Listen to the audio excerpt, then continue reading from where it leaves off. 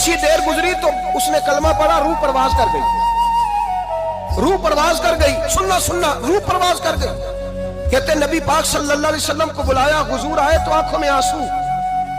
कहते एक बीबी हुजूर के पास आई, अपना इलाका छोड़ आई, आके खड़ी हुई तो उसने कहा हुजूर मैं खानदान भी छोड़ आई हूँ, ससुराल भी, मेका भी, ननिहाल भी, ददियाल भी, मैं हर एक को छोड़ आई हूँ।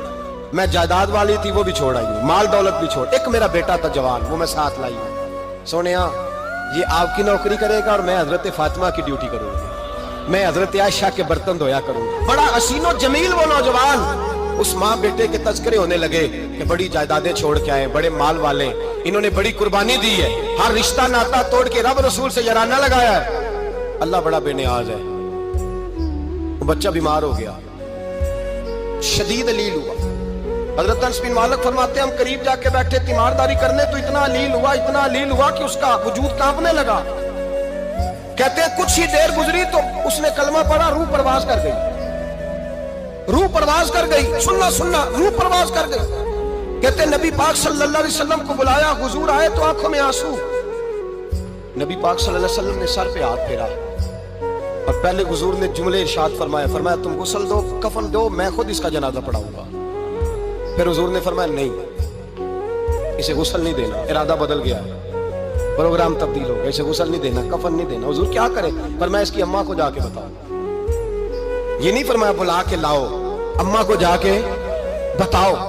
हजरत अनस कहते हैं मैंने कोई निराला सा रंग देखा, कोई मुनफरद सा अंदाज देखा, हमें भेज दिया अम्मा को बुलाओ, और खुद नबी पाक उस कमरे से निकल गए और हुजूर के आंसू भी एकदम खुश्क हो गए, मिजाज बदल गया, परेशानी बदल। अम्मा को बुलाओ इसकी। तो नहीं इरादा है महबूब क्या है, इरादा है खुदा क्या है?